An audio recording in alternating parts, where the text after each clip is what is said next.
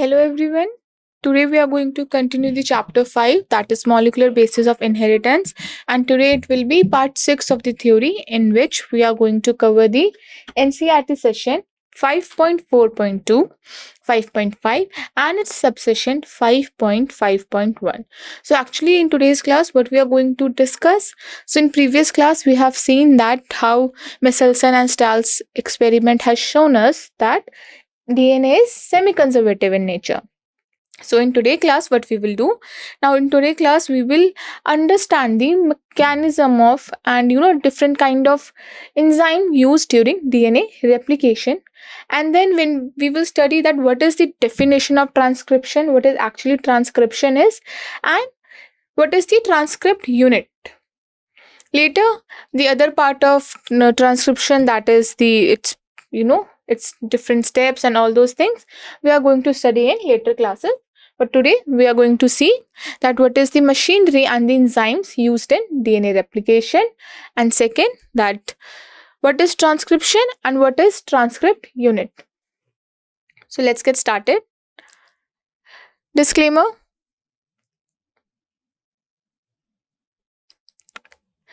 So what is going to be today's learning objectives?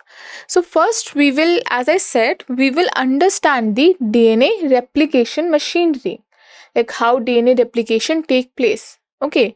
Then we will understand its enzymes like helicases, primases and DNA polymerases.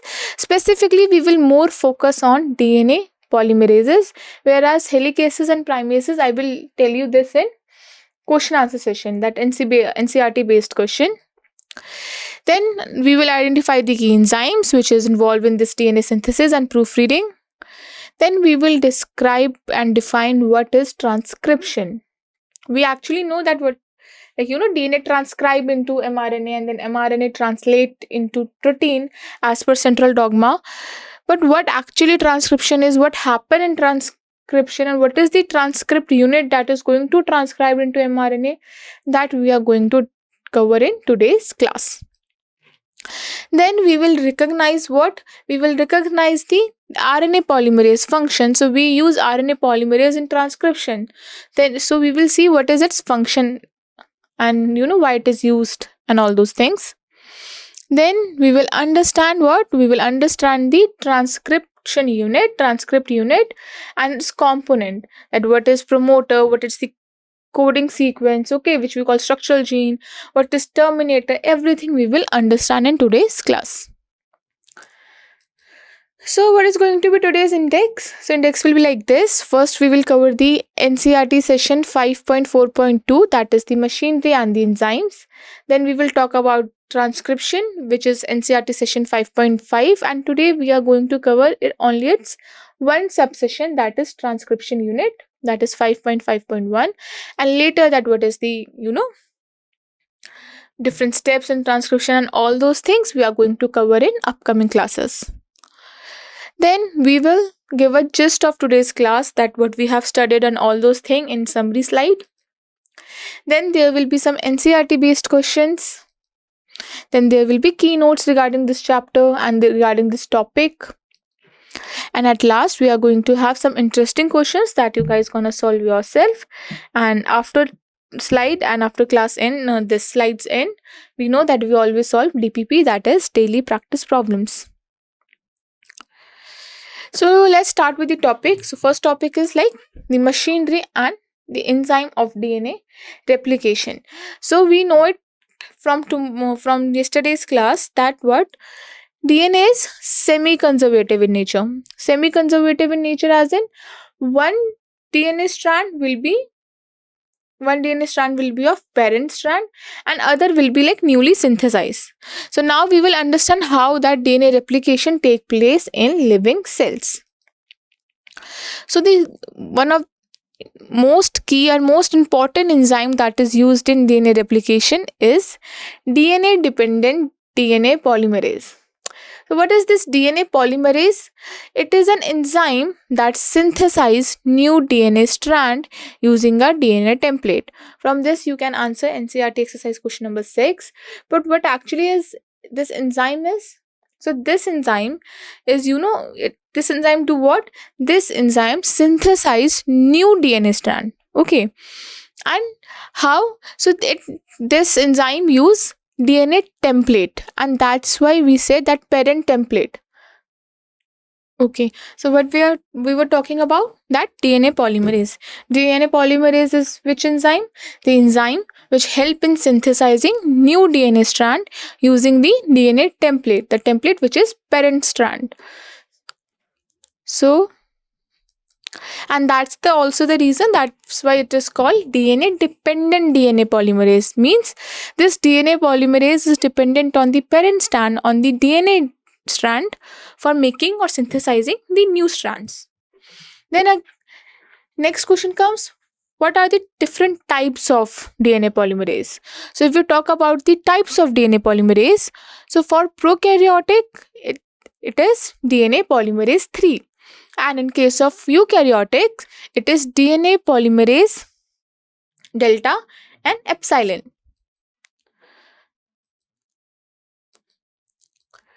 So what should be, now the question again arises, that what should be the properties of DNA polymerase? That there should be some significant properties of the DNA polymerase. That's why it is chosen as DNA polymerase. That is the reason they're acting as DNA polymerase. So the first is that it should be high efficient. Means it should be very, very efficient. For example, if you will take example, E. coli genome has 4.6 into 10 to the power 6 base pair. Okay, and the replication time is only 18 minutes. So it means DNA polymerase can polymerize this much of base pairs in just 18 minutes. So if you will calculate the average polymerization rate, it is approximately 2000 base pair per second. And second, with like this efficiency, that it should be very highly efficient enzyme, it should be accurate as well. Why polymerase must catalyze the reaction with a high degree of polymerase of accuracy? Why? To avoid mutation. Any mistake during replication would result in what? Will result in mutation.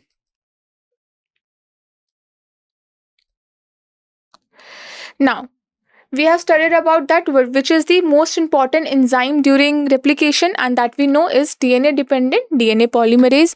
We know that it should have two properties, that it should be very highly efficient, means it could polymerize more number of base pairs in less time, and as well it should be very accurate, very precise. Why? If it is not accurate, then what it can happen, we can deal with many mutations, and mutations is definitely not good for anything, for DNA and all, because we know that many mutation leads to what? Diseases. Now, talking about this replication, it is very energetically expensive, means we require a lot of energy in replication process. So now from where we will get this energy? So we get this energy from deoxyribonucleotide triphosphate. This deoxyribonucleotide triphosphate has dual purpose. They do two functions. What? First, they act as substrate for polymerization. So this DNTP, they are doing what? They are acting as substrate for polymerization, as well as they are providing energy for the reaction. And now how they are providing energy for the reaction? It has very high energy phosphate bond, which is similar to whom? Which is similar to ATP. So as you guys can see in the figure, that this is a figure of deoxyribonucleotide triphosphate. What it is consist of? A sugar, a deoxyribose sugar, because we know at 2' there is no OH group present, a nitrogen containing base or nitrogenous base, and phosphate groups, 3 phosphate groups, and it has very high energy bond. And this is which is providing replication very high energy for reactions. So from this slide, what we got to know, that this deoxyribonucleotide triphosphate is serving us dual purposes. First, it is acting as substrate for polymerization, and second, it is providing energy for the reaction. And how we are getting this energy for reaction, but because it has very high energy phosphate bonds, which is similar to whom? Which is similar to ATP. Now, now till now what we have seen this DNA polymerase, DNA dependent DNA polymerase, that how it is very high efficient, how it is very highly accurate. Then we got to know about the deoxyribonucleotide triphosphate, which is acting as what? Which is acting as substrate as well as energy source for replication. So this is all about the things we needed during replication. Now we will understand more about the procedure of replication. So before that, we should know that what is a replication fork. So this replications occurs within a localized opening of the DNA helix. So a DNA is very long, okay, and it requires a lot of energy to separate that strand totally and completely. That's why this replication occurs in chunks in a very localized opening of DNA helix, and that opening of the DNA helix will make a structure like fork, and that's why we call it as replication fork. So, as I said, because it required a lot of energy to separate the two DNA molecules entirely, completely, that's why it is localized in some position, of DNA. So here you guys can see, so this is a like whole DNA, but replication is happening at this position only, this opening only, and you guys can see that it is giving off like kind of fork like structure, like two this and one DNA, like which is moving back, which is in back. So it is kind of giving a fork like structure. That's why we call it as replication fork. So along with this replication fork, okay, so this replication happen in this fork like manner in a localized position. The other thing which we needed for DNA replication is ORI, that is origin of replication. So what is ORI? So this DNA polymerases require assistance to begin what? The replication process. So what is this ORI? ORI is the specific DNA sequence which will tell that okay, from this sequence DNA replication will start. That's why when we were studying biotechnology chapter, we have seen that vector has ORI. Okay, this is one of the requirement of a vector, that it should have a origin of replication. Replication does not start randomly along the DNA molecule. Specific DNA sequences where replication begins are called origins of replication. So here you guys can see in this structure that this is a DNA, this is a eukaryotic DNA, because eukaryotic DNA can have multiple ORI. So at this ORI, what will happen? Initiation of replication will happen. This replication fork like structure will start making, and this forks move in what? In opposite direction. So you guys can see that this fork is starting moving, has first initiated, this ORI position has initiated the replication. Now what happened? This fork will move in opposite direction and the DNA polymerase will synthesize the new DNA strands. So this will function like this. So if we talk about examples, as I said, eukaryotes have multiple ORI sites, which we call ARS, that is autonomously replicating sequences. Whereas the prokaryotes have only single ORI, what we call ORI-C. Recording in progress. ORI-C. So this is the same diagram that I have explained you in previous slide. So now, so we have seen like what is the use of origin of replication in replication process and all those things. There should be some key characteristic of this specific DNA sequences. Okay, and what are those key characteristics? First, it should be AT rich sequences. Why it should be AT rich sequences and not GC rich sequences? Because we know that AT is combined together with how many hydrogen? 2 hydrogens, whereas GC is connected with each other with how many nitrogen? That is 3 hydrogen, 3 hydrogen. So it is easier to break this 80 base pairs because it has only 2 hydrogen bonds. So it will do what? It will make the unwinding easy. That's why this ORI region where this replication initiated, it should be like what? It should be like 80 rich sequences. And second, it should provide binding sites for initiator proteins. So it should provide what? The binding sites to initiate the replication. We need some proteins. So this proteins can go and bind to that.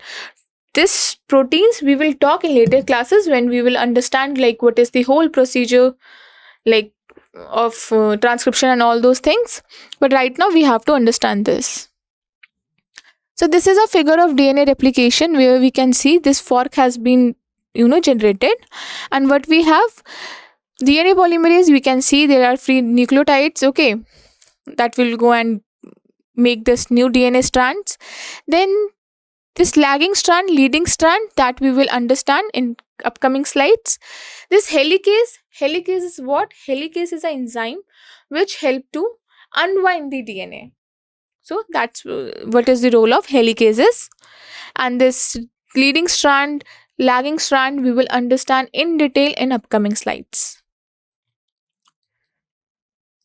Now, if we talk about this nature of DNA replication, so it is what? It is unidirectional. Means the DNA replication occurs in only one direction. Why?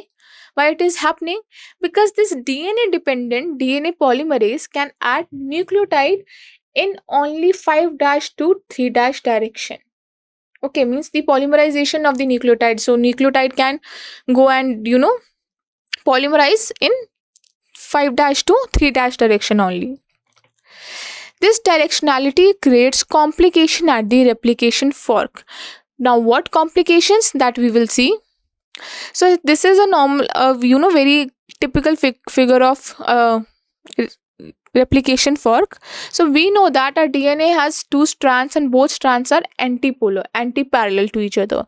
Means if one is 5' to 3', other will be 3' to 5'. Now, as I have told you that this DNA dependent DNA polymerase can only add nucleotides in which direction? 5' to 3' direction. So now definitely because this strand is 3' to 5', other strand will be 5' to 3'. So what will happen? DNA polymerase will come and will start adding nucleotides in 5' to 3' direction. But now this other strand, this other parental strand, the template strand, this is from which direction? 5' to 3' direction. So now the newly synthesized DNA strand should be in which direction? 3' to 5'. But we know that this DNA polymerase cannot add nucleotide in the 3' to 5' direction. It is only unidirectional. So now what will happen? So this new strand synthesis will happen at from this position, 5' to 3' position. But now what will happen? This newly synthesized DNA will be synthesized in fragments. The fragments what we call Okazaki fragments.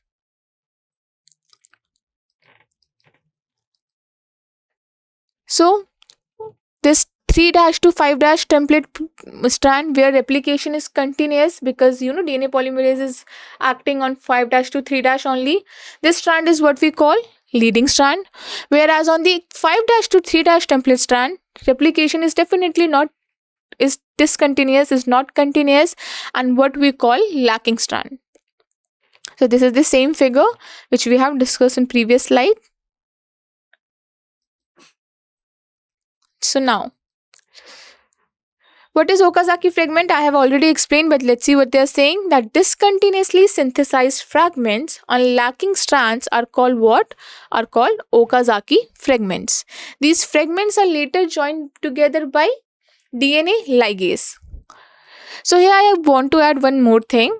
So this is not mentioned here. So we have seen in this learning objective that we are going to learn about primases, helicases and DNA polymerases. We talked about DNA polymerases, we talked about helicases, but what is primases? So primases is an enzyme which is used to make RNA primers. So because we need RNA, this Okazaki fragments, they need RNA primers to start the replication. And later what will happen? Later that RNA fragments will, move from there, and DNA strand will be continued, and because with the help of this DNA ligase they will join together. So we need the RNA primers for replication. So that is what is the role of primases. So this was all about replication, that how replication was semi-conservative in nature, we have seen in yesterday's class. Then we have today what we have seen. We have seen the different kind of enzymes that we needed in replication, mainly the DNA dependent DNA polymerases. What are DNA dependent DNA polymerases do? It uses the template strand, the parent strand, and synthesize the new DNA strand.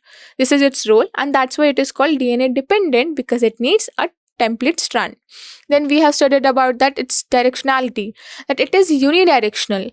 It will add nucleotides in which direction? It will add nucleotides in the direction of 5' to 3'. And this is what create problem when we have this 3' to 5' pram. It became very easy to make that 5' to 3' other strand, but when it is already 5' to 3' strand as a parental strand, it became difficult for DNA polymerase. So there is some other phenomena what we call, like they make this in the fragment form, and what we call that fragments? Okazaki fragments, which we can ligate later with the DNA ligase. And we studied about the ori and all those things in this DNA replication. So now after the DNA replication, we will go to the next session, that is transcription, which is 5.5 session of NCERT. So first we will understand what is the definition of transcription. So it is a process of copying genetic information from one strand of the DNA into RNA. From here you guys can answer NCERT exercise 14A. And what it is actually explaining us, it is explaining us what is transcription. So what is a transcription? So it is a process in which the genetic information which we have on our DNA, it will get transferred to whom? To RNA. Here you guys have to understand one thing, that it is from one strand of the DNA into RNA. And why it is not both the strand of the DNA into RNA, that we will understand later. It is governed by which principle? It is again governed by principle of complementarity. The same, that is the purines is going to bind with pyrimidines. But here is the one, there is exception. Now what is the key difference in that? So in this base pairing, we are saying that they are also governed by whom? They are governed by principle of complementarity, that purines are going to bind with pyrimidines. But here what will happen? Adenine in DNA will pair with whom? Will pair with uracil in RNA instead of what? Instead of thymine. So this is the key difference. The other key difference from replication is that it is very selective process. Selective process as in, for DNA we know that the DNA replication, it happens, the replication of like a full DNA will happen. It is not like that the selective part of the start with selective part that we call replication fork, but at the end of the replication the whole DNA will be replicated. But when you talk about transcription, unlike DNA replication, transcription only copies specific segment of DNA. Now what is those specific segment of DNA? That we will talk in next slide. Then only one strand of DNA is transcribed into RNA. As I told you, that you have to keep in this mind that only one strand of the DNA converts into RNA, transcribe into RNA. And why? That we also answer. So here are the key difference from replication. First, that the base pairing, adenine and DNA, pairs with whom? Uracil and RNA, not thymine. Even we are going to solve one question that from that you guys will understand it more.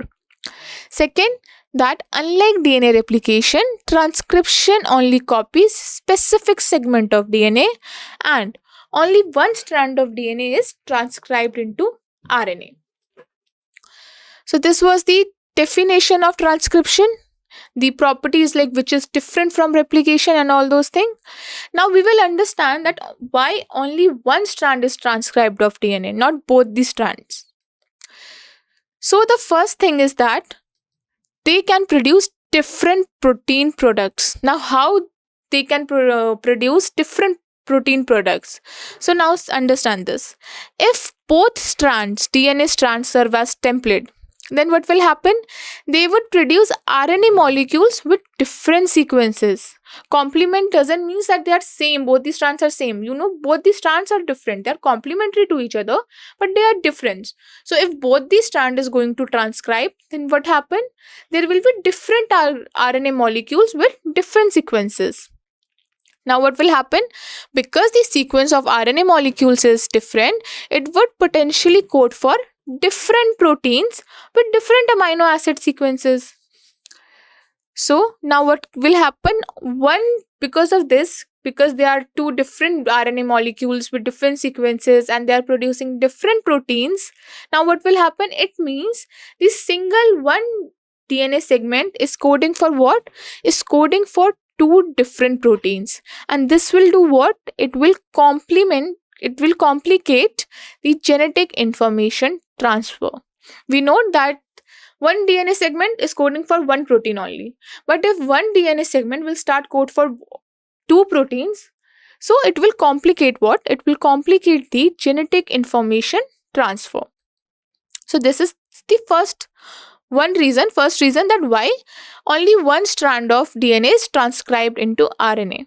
So let's see the second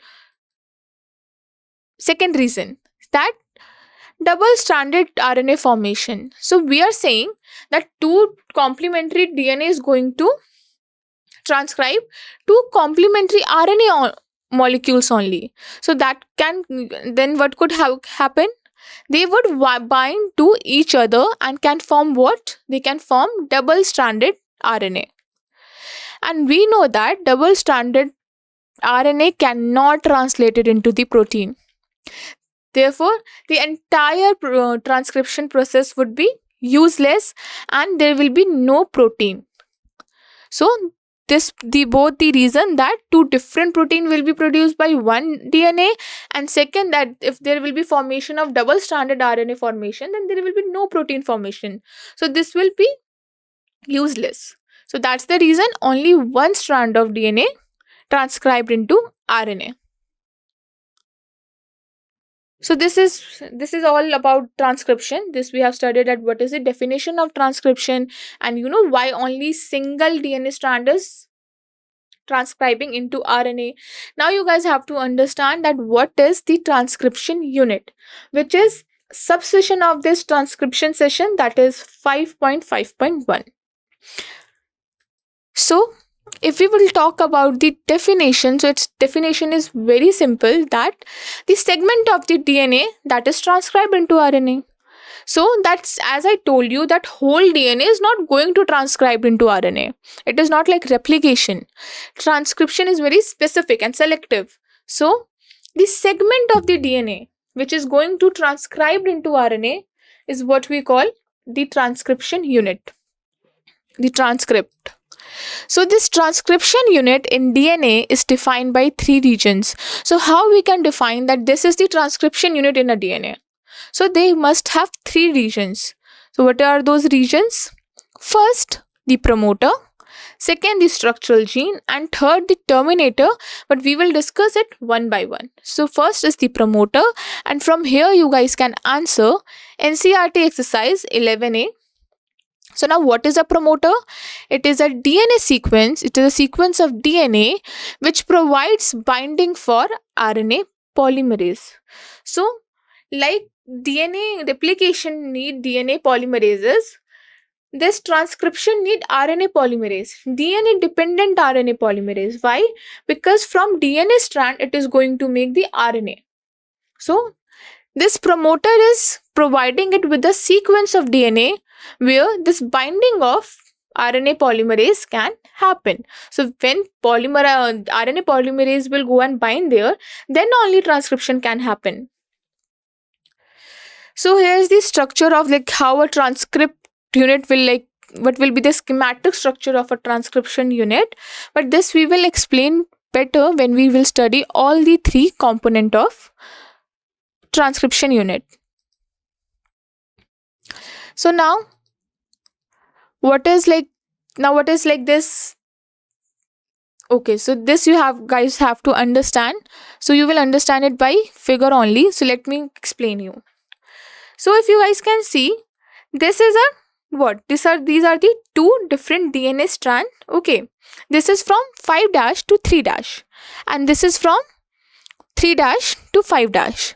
So just like DNA polymerase, RNA polymerase also can add nucleotides to from 5 dash to 3 dash. Means this RNA polymerase will go and bind at this and will start adding nucleotide to this strand and will start synthesizing the RNA. Why? Because this is the 3 dash to 5 dash, and we know that the other RNA strand that will be formed, it will be from 5 dash to 3 dash. It means this is the template strand. Okay, this is the only strand that is going to transcribe into what? That is going to transcribe into RNA. Whereas the other strand which is not going to transcribe is here called coding strand. Yeah, this is very confusing that they are not coding for anything, but still they termed it as coding strand. So now this coding strand, so now whatever we will study here, that is a promoter is located at 5 dash and upstream of structural gene, this will be from the reference of coding strand. And don't confuse yourself with coding strand. Coding strand doesn't means that it is going to code for protein. This is not going to code for any protein. This is not even going to transcribe. That strand that is going to transcribe is the template strand, this 3 dash to 5 dash strand. Why? Because we know that RNA polymerases, just like DNA polymerases, can add nucleotides from 5 dash to 3 dash direction. So if you will take this coding strand as reference, so you guys will understand that where is promoter is located. So promoter is located at the 5 dash end. Here we are talking about giving reference from coding strand. So if at 5 dash end upstream of the structural gene, and it is defined as strand. So now, okay, so this I will explain in later slide. So now what will happen, because as I told, you have to take this coding strand as the reference strand. Okay, so now if there has been switch of this terminator and promoter, now what will happen if terminator and promoter will switch its position, then we have to reverse this coding and template strand definition also. Okay, and that's why we take this coding strand only as the reference to denote our promoter and terminator. So where is the promoter? Promoter is 5 dash and upstream of the structural gene, whereas where is the terminator? Terminator is 3 dash downstream. And again I'm telling, here that reference is coding strand. This is what these points are explaining, that it located towards the 5 dash end upstream of structural gene, defines which strand will be template and which will be coding strand. By switching terminator and promoter, reverses coding and template strand definition. So if we will switch this promoter and terminator, it is going to switch this template strand and coding strand definition too. Okay, now next is what? After promoter, there is structural gene, the region of DNA that is actually transcribed into RNA. The promoter and the terminator is going to be the intermediate, the starting and the ending point of the structural gene in a transcription unit. And if we talk about the terminator, it is located towards 3 dash and downstream of structural gene and defines what? It defines the end of transcription process. So this is what is a transcription unit. Here you guys understand this very nicely, that this promoter is something that is going to decide, like, what will be the template strand and coding strand. And this 5 dash upstream and 3 dash downstream, we says with respect to coding strand. If this promoter and terminator will exchange, the concept of this definition of this template and coding strand will reverse. So always keep in the mind this coding strand is reference. Now we will talk about the enzyme which is responsible for transcription, and that is DNA dependent RNA polymerase. And from here you guys will can answer NCERT exercise question number 6. What it do? It catalyzes the polymerization of RNA depending on what? Depending on DNA template, and that's why it is called DNA dependent RNA polymerase. As I said, just like DNA polymerase, it is going to polymerize in which direction? In only one directional. It is also unidirectional, and that direction is 5 dash to 3 dash. This is the same figure where you can see here also. You guys can see this is 5 dash to 3 dash, and they have given it name as coding strand, sense strand. But we know that this template strand, that is antisense strand, this is the strand which is going to transcribe into RNA, mRNA. Okay. So now what is difference between this template strand and coding strand? Template strand is what? The strand with 3 dash to 5 dash polarity, and it act as what? It act as the template for RNA synthesis. But if we will talk about coding strand, it is the strand with 5 dash to 3 dash polarity. It does not transcribe, and its sequence is same as synthesized RNA. So definitely, because the template strand is going to be complementary to this coding strand only, and the RNA which is going to be synthesized, that is also complementary to this template strand only. That is the reason the sequence of this coding strand and the synthesized RNA is exactly same, except in RNA, except of the instead of the T, it will be U. That is, instead of thymine, it will be uracil. It referred to as what? Coding strand, even though it does not directly code. So this we have already talked. So this is the same schematic structure of a transcription unit. So this is an exercise. We will do this exercise. What is it? It is a template strand, okay, and this is a coding strand. So now what we have to tell? We have to tell that what is going to be the RNA strand sequence, okay, because we know that this is the template strand. This is the one which is going to transcribe into RNA, and because this is the coding strand, this transcribed RNA and this coding strand will have same sequence, except what? Except this thymine. So let's see. So this is a template strand, this is a 3 dash to 5 dash strand, and let's assume this RNA polymerase is here, and now we are making 5 dash to 3 dash RNA strand. So what will be here? A will bind with complement what? Will complement U. T will complement what? Thymine will complement adenine only. G will complement what? C. C will G. A again it will complement U. T will complement A. G C. C G. A U. T A. G C. C G. A U. T A. G C. C G. A U. T A. G C. C G. A U. T A.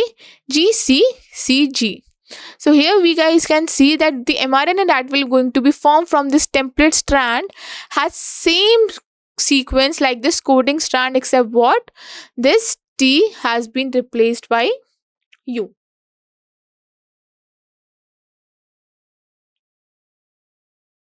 So till now, if you guys have any query or if you guys haven't understand anything, like you guys are understanding what I am telling.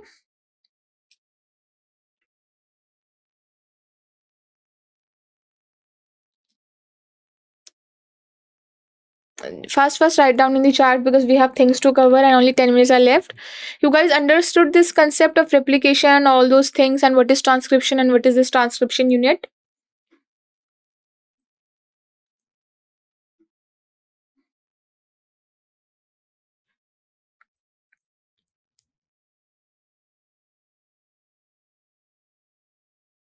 Anyone is here? Like anyone is even listening?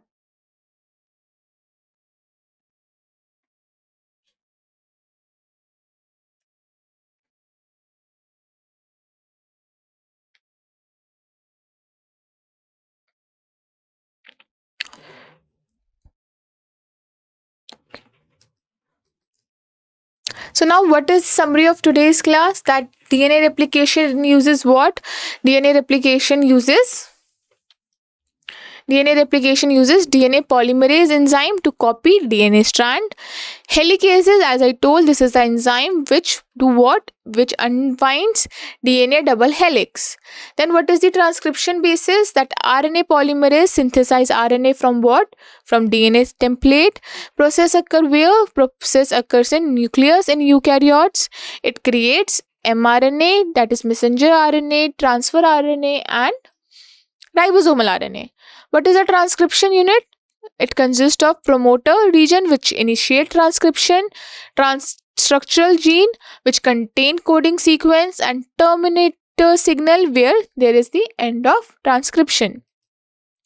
So now let's see some NCERT based question. During replication, Okazaki fragments are formed on leading strand, lagging strand, both strand, or neither strand. So answer is lagging strand. Okazaki fragments form only on lagging strand due to its directionality from 5' to 3' of DNA polymerase. Then each fragment is only 100 to 200 nucleotide long, and this requires RNA primers and DNA ligases to join fragments. This I have already, uh, you know, already told about primases and all those things. Now, second question is, which of the following is a key characteristic of origin of replication in DNA? Is it high GC content to promote stable hairpin loop formation, or is it presence of telomerase to prevent shortening during replication, or is it AT rich sequence that facilitate DNA unwinding, and last, high level of methylation to signal termination of replication? So the answer is AT-rich sequences that facilitate what? That facilitate DNA unwinding. AT base pairs have two hydrogen bonds, whereas GC base pairs have only three. This makes AT-rich region easier to separate, which is essential for initiating DNA replication. And this is the figure of origin of replication and replication fork. Whereas high GC content will do what? It will make DNA more stable and harder to unwind. Telomerase is involved in what? Is involved in maintaining the end of chromosomes that are telomerase and not for the origin of replication. Methylation can play roles in gene regulation and DNA repair, but it has nothing to do with initiation of replication at the ori. Next question. So, next question is, during transcription, why is only one DNA strand transcribed?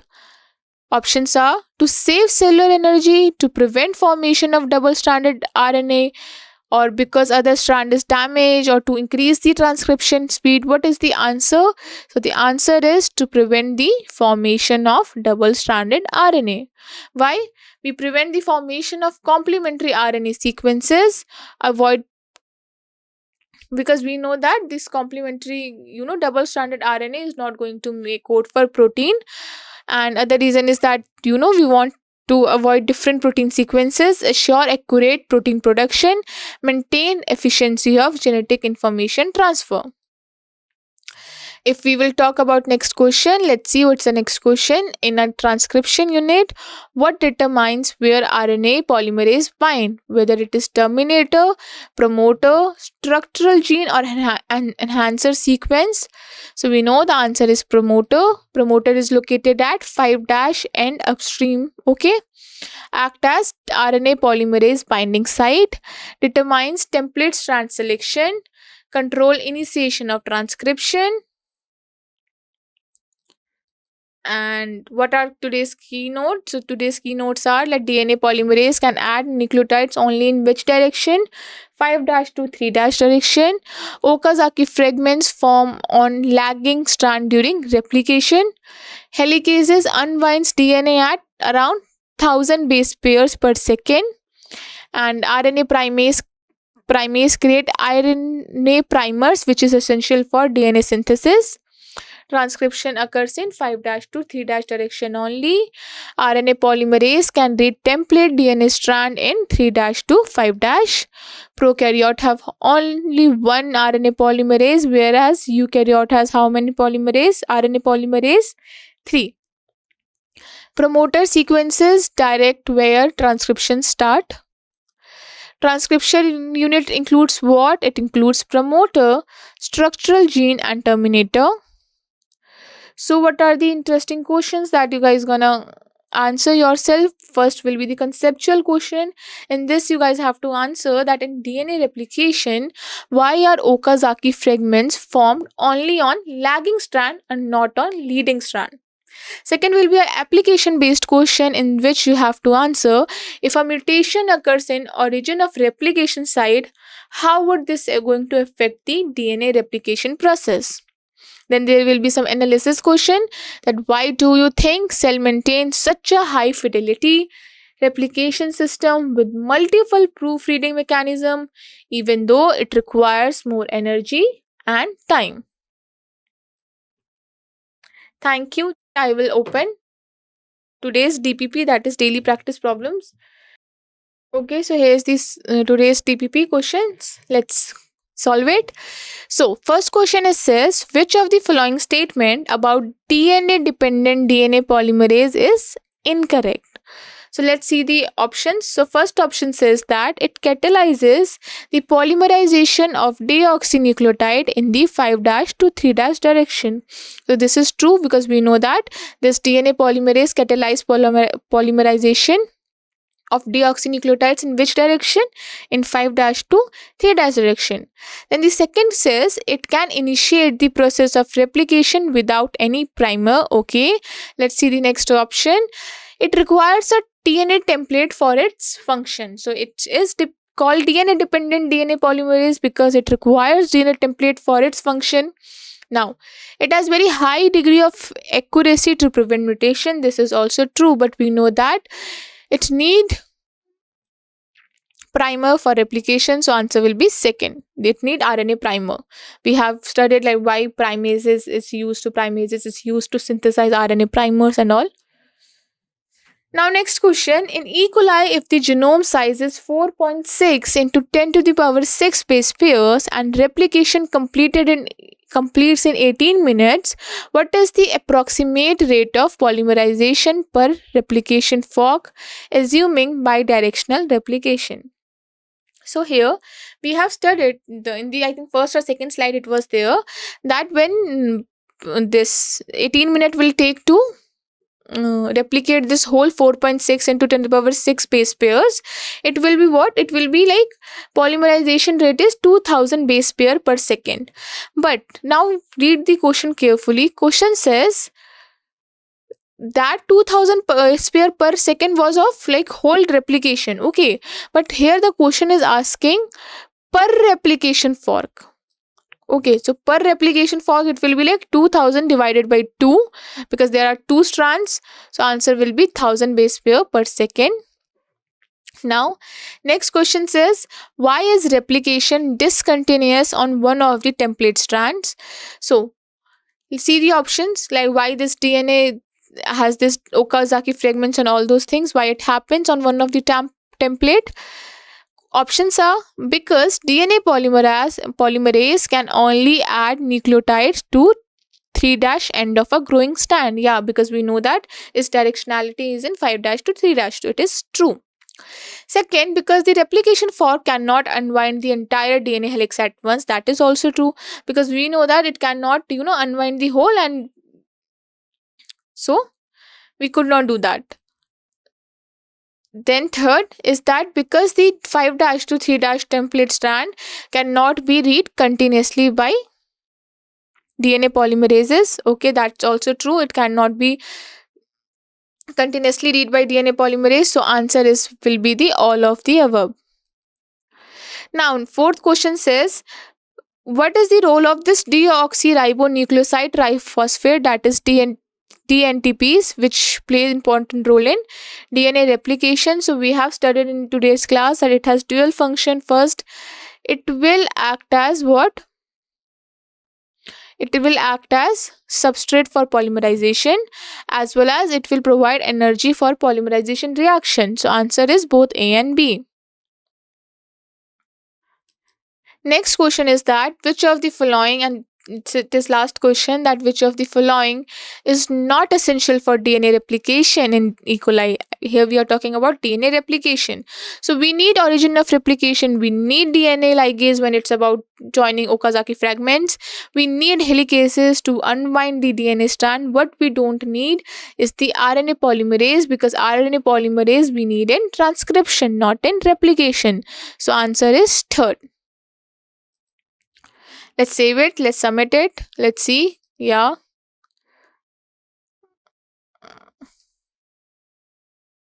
So here we guys can see that we have all the answers are correct. So yeah, it'll today we'll end the class here.